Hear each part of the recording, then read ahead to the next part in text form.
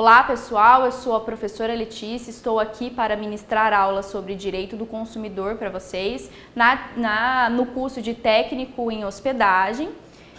Sou advogada atuante aqui no Mato Grosso do Sul e vamos à matéria. Os estudos nos mostram que ao longo da história, desde os egípcios, já se colocava produto no mercado. Os egípcios eles tinham bastante preocupação com a pele, então eles produziam pigmentos para proteger a pele do sol e eles faziam escambos ali, pequenos escambos entre eles. Então é uma disciplina de relevante importância. No Brasil, aqui na era em que nós estamos, o direito do consumidor ele é tutelado pelo CDC, que é o Código de Defesa do Consumidor, Lei 8.078 de 90. E ele tem uma base, o CDC ele não surge do nada, ele surge a partir da Constituição Federal em 2 artigos que eu reputo de serem de relevante importância. O artigo 5º, inciso 32 da Constituição Federal, que vai dar base para o surgimento desse código, dessa codificação, dessa reunião de normas sobre direito do consumidor, que vai determinar que o Estado vai promover a defesa de direitos e garantias fundamentais. Aqui a gente já extrai que o direito do consumidor é uma garantia fundamental do indivíduo, e o artigo 170 que fala da ordem econômica. Então, a ordem econômica será fundada na valorização do trabalho, na livre iniciativa e vai observar principalmente a defesa do direito do consumidor. No material que eu vou disponibilizar para vocês, vai ter o link para vocês terem acesso à parte integral do Código de Defesa do Consumidor. Na nossa disciplina nós teremos provas e avaliações. Eu reputo ser de relevante importância a leitura dos artigos. Vocês vão ver que eu vou pontuar algumas questões, que eu vou dar uma chamada para vocês, presta atenção mais nisso, porque vai cair na prova, isso aqui vai ser cobrado, mas a leitura é fundamental. O Código de Defesa do Consumidor, a gente fala que ele é um microsistema de natureza principiológica, de ordem pública e interesse social. Por que a gente fala que ele é um microsistema? Porque ele não é conjugado de forma isolada, ele é um conjunto de todas as normas. Dentro do Código de Defesa do Consumidor, nós temos normas de natureza civil, nós temos normas de natureza processual civil, nós temos normas de natureza penal, nós temos crimes tipificados dentro do Código de Defesa do Consumidor. Então foi a reunião de todas essas normas, normas de direito administrativo nós também temos, disposições sobre o processo penal também estão dentro do Código de Processo, dentro do Código de Defesa do Consumidor. São normas de ordem pública e interesse social. A gente fala que são normas cogentes, ou seja, são normas que não podem ser dispostas pela vontade da parte. Por mais que a pessoa diga, eu não quero ser protegida pelo direito do consumidor, não tem como, o Estado impõe a proteção. O Código de Defesa do Consumidor, ele é dividido em 6 títulos. Nós temos desde o título 1, que vai tratar dos direitos do consumidor, logo em seguida as infrações penais. Lembra que eu falei que aqui também tem norma penal? A defesa do consumidor em juízo, normas de natureza processual, processual civil, processual penal. Sistema Nacional de Defesa do Consumidor no título 4, aqui vai estar a forma como a União, os estados, os municípios, como todos os entes vão se organizar para promover a proteção desse indivíduo que está dentro da relação de consumo. Convenções coletivas e no título 6 nós temos as disposições finais. Eu quero ressaltar que a leitura do código é obrigatória. São 119 artigos, eu preciso que vocês façam uma leitura pormenorizada, porque tudo isso vai ser cobrado, tudo isso vai contribuir para a trajetória de vocês. O CDC, na sua origem, ele tem como objetivo proteger o consumidor, que é esse sujeito que está dentro de uma relação de consumo com várias partes. Eu vou ensinar para vocês quais são as partes de uma relação de consumo que é tido como parte vulnerável. Quando a gente coloca o consumidor frente a frente com o fornecedor, é que fica nítido a situação da vulnerabilidade do consumidor. Importante também a gente conversar um pouquinho sobre princípio. Vamos falar um pouquinho sobre o princípio da vulnerabilidade, que é o fundamento máximo do Código de Defesa do Consumidor. Por que as autoridades resolveram conceder uma proteção especial para o consumidor? Porque ele é tido como a parte vulnerável da relação de consumo. Há um desequilíbrio de força entre o fornecedor e entre o consumidor.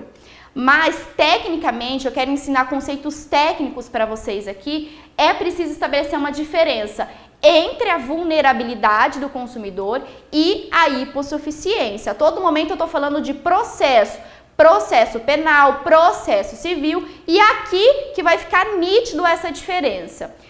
A vulnerabilidade é um fenômeno de índole material, ou seja, ela está dentro do nosso mundo aqui, não está dentro do processo. Vamos pegar aqui o nosso mundo, vulnerabilidade. Por que eu protejo o consumidor? Porque ele é a parte mais fraca da relação de consumo. Então, isso, em palavras bonitas, eu posso dizer que é um fenômeno de índole material, atribuível a todos os consumidores. É uma fragilidade intrínseca ao sujeito que se submete à relação de consumo. Em contrapartida, a hipossuficiência é um fenômeno de índole processual, está dentro do processo. Nem todos os consumidores serão hipossuficientes, mas todos os consumidores são vulneráveis, porque a hipossuficiência ela é um fenômeno necessário para se atribuir um benefício que a gente chama de inversão do ônus da prova. Eu aposto que você já escutou falar sobre inversão do ônus da prova, porque na seara do direito do consumidor, quem tem que trazer a prova no auto é o fornecedor. Esse dever não é atribuível ao consumidor. Aqui eu trouxe a doutrina do Bolsan, vocês podem ler com um pouquinho mais de calma depois, que estabelece a diferença, ele vai falar do fenômeno de índole material, do fenômeno de índole processual e outros princípios, como o princípio da intervenção do Estado. O Estado ele precisa intervir na relação de consumo, o Estado precisa ter uma participação ativa para fazer o equilíbrio dessa relação. Princípio da harmonia dos interesses, princípio máximo do direito do consumidor, porque nós precisamos equilibrar o desenvolvimento tecnológico e a relação de consumo. Sempre baseado no princípio da boa-fé, princípio da dignidade humana, do direito à saúde e segurança. Mais um dos princípios é o princípio da boa-fé objetiva. Princípio da boa-fé objetiva significa que as pessoas têm que agir com probidade, com lealdade. Não pode haver comportamentos considerados iníquos, considerados pejorativos. As pessoas têm que agir com boa-fé objetiva. Princípio da educação e informação. Esse princípio nos ensina que nós devemos educar os nossos consumidores para que eles saibam dos seus direitos, conheçam dos seus direitos e saibam principalmente quais são os mecanismos de proteção que estão à sua disposição. Temos o princípio da qualidade, segurança e solução dos conflitos com mecanismos alternativos. O que significa isso? Significa que o fornecedor deve colocar à disposição do consumidor elementos que facilitem a solução dos conflitos, o saque, por exemplo, para que o consumidor não tenha que bater as portas do Poder Judiciário toda vez que tiver que resolver um problema. O princípio da proteção e coibição dos abusos, princípio da racionalização e melhoria dos serviços públicos. Sim, serviços públicos, porque quando nós utilizamos serviços públicos, nós também somos considerados consumidores. Nós fazemos a remuneração por meio da tributação, por meio de taxa, por meio de outros mecanismos. Então, nós temos um direito de ter um serviço bem prestado, de ter um serviço de qualidade. Quando nós utilizamos o serviço de água, de esgoto, de energia elétrica, nós também somos considerados consumidores. E o princípio do estudo constante, que é a base do CDC. O CDC é um código que quer estar sempre atualizado, então a gente precisa colocar equipes nas ruas, a gente precisa incentivar o estudo para que as normas estejam sempre atualizadas e adequadas para serem aplicadas. A relação de consumo, ela é formada de 3 elementos. Nós temos um elemento subjetivo, que são os sujeitos da relação de consumo. Eu já antecipei que são sujeitos da relação de consumo os fornecedores e os consumidores. Temos um elemento objetivo, que é o objeto sobre o qual recai a relação de consumo. A relação de consumo, ela sempre vai recair sobre um produto ou sobre um serviço. A gente vai conversar um pouquinho sobre como é que deve ser esse produto e esse serviço. Além disso, nós temos um elemento finalístico, que é a finalidade com a qual o consumidor adquire esse produto ou esse serviço. Ele deve adquirir esse produto e esse serviço como destinatário final. O artigo 2º do Código de Defesa do Consumidor nos apresenta o conceito de consumidor. Para o código, consumidor será toda pessoa física, que somos nós, e também as pessoas jurídicas, desde que elas adquiram ou utilizem os produtos como destinatário final. A grande pergunta é, pessoa jurídica também pode ser considerada consumidora? E para responder essa pergunta, eu preciso apresentar para vocês 3 teorias. A teoria maximalista, a teoria finalista subjetiva e a teoria finalista aprofundada ou mitigada. Teoria maximalista. Para a teoria maximalista, a pessoa jurídica será considerada consumidora desde que ela seja uma destinatária fática do produto, ou seja, basta ela tirar esse produto do mercado de consumo. Pouco importa se ela vai fazer o consumo próprio, se ela vai repassar para os seus também consumidores, não importa se é insumo, se não é. Desde que ela retire o produto do mercado de consumo, a pessoa jurídica será considerada consumidora. Contrapondo-se a essa teoria, vem a teoria finalista ou subjetiva. Aqui a coisa já fica um pouco mais restrita. Por quê? Somente será considerada consumidora a pessoa jurídica desde que ela se afigure como destinatária fática e econômica. O que significa isso? Desde que ela retire o produto do mercado de consumo para uso próprio. Ela não pode repassar esse produto para os seus consumidores. Aqui eu trouxe um exemplo. Para a maximalista, será consumidora a empresa que adquirir computadores para desenvolver a sua atividade. E para a teoria finalista, não será consumidora a empresa que adquirir computadores para desenvolver a sua atividade. Contrapondo-se as duas teorias, nós temos a teoria finalista aprofundada, temperada ou mitigada. Para essa teoria, será considerada consumidora a pessoa jurídica desde que ela adquira o produto como destinatária final para atender às suas próprias necessidades, mas tem um elemento a mais, porque até aqui está igual a outra teoria, desde que ela seja considerada vulnerável. Então, para a teoria finalista aprofundada, a pessoa jurídica será consumidora desde que ela adquira o produto para o seu próprio consumo e desde que constatada a vulnerabilidade. Essa teoria é a teoria adotada pelo nosso Tribunal Superior em inúmeros julgados. Eu trouxe aqui o informativo 548, depois vocês vão ler com um pouquinho mais de calma. Eu falei em vulnerabilidade, mas o que é vulnerabilidade? A vulnerabilidade, ela pode ser técnica, jurídica ou econômica. A vulnerabilidade técnica ela se configura quando o consumidor não possui conhecimentos específicos sobre um determinado produto.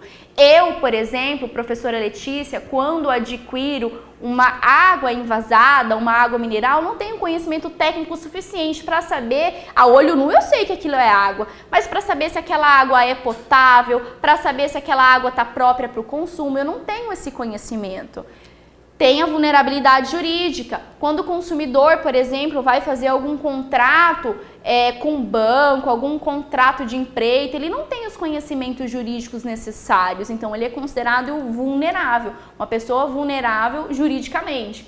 E a vulnerabilidade econômica, que é a mais fácil da gente ver na vida cotidiana, que se materializa pelo poderio econômico das empresas. Nós percebemos que as empresas possuem uma quantia de dinheiro muito maior do que os consumidores. Então, há a vulnerabilidade econômica. Além do conceito de consumidor, que é pessoa física, pessoa jurídica, que adquire o produto ou serviço como destinatário final, nós temos os consumidores considerados consumidores equiparados. Temos essa conceituação em 3 partes do nosso código, artigo 2º, artigo 17, artigo 29. O segundo vai falar que também será considerado consumidor igualmente, mesmo que ele não esteja na relação de consumo. Também vai ser considerado consumidor a coletividade de pessoas, ainda que eu não possa determinar, verifique, ainda que eu não possa determinar, indetermináveis, desde que elas hajam intervindo na relação de consumo. Por exemplo, a coletividade que adquire ou que esteja exposta à aquisição de produtos nocivos à saúde que foram colocados no mercado indevidamente, também são considerados consumidores. São os bystanders aqui, que são as vítimas do evento. Observem o exemplo. Quando a gente tem um acidente aéreo, as pessoas que estão dentro do avião são consumidoras, porque adquiriram o seu bilhete, adquiriram sua passagem, tomaram seu assento e estavam ali, né, no evento. Então, elas são consideradas consumidores. Mas as pessoas que, por exemplo, tiveram as suas casas atingidas por um acidente aéreo também são consideradas consumidoras. São consideradas consumidoras por força do artigo 17, que são os considerados bystanders. O artigo 29 fala que também serão consumidores as pessoas determináveis ou não, ó, o quesito da indeterminabilidade aqui, desde que expostas às práticas abusivas. Porque o artigo 29 é o final do capítulo que fala de práticas abusivas. Então, a pessoa que estiver exposta à publicidade enganosa, ela também vai ser considerada uma consumidora. Em contrapartida, do outro lado da relação de consumo, nós temos os fornecedores. E fornecedor é toda pessoa física ou jurídica, pública ou privada, nacional ou estrangeira, ainda que seja um ente despersonalizado, desde que ela desenvolva uma atividade para produzir, montar, criar, transformar, comercializar produtos ou serviços. Ou seja, é toda pessoa que de forma direta ou indireta presta um serviço ou coloca um produto no mercado de consumo. E é necessário ressaltar que para ser considerado fornecedor eu preciso de um outro elemento, que é o elemento da habitualidade. Eu, pessoa física, posso ser considerada fornecedora quando eu vendo um produto na OLX? Não, porque eu não faço isso com habitualidade. Então, para ser fornecedor, tem que ter o elemento da habitualidade. No máximo, essa minha relação vai ser regida pelo Código Civil, mas não pelo Código de Defesa do Consumidor. O terceiro elemento, lembram-se do elemento subjetivo que constitui ali a relação de consumo, é o produto ou serviço. O produto, ele vai ser qualquer bem, desde que móvel ou imóvel, material ou imaterial. Bem móvel é computador, celular, comercialização desse tipo de produto.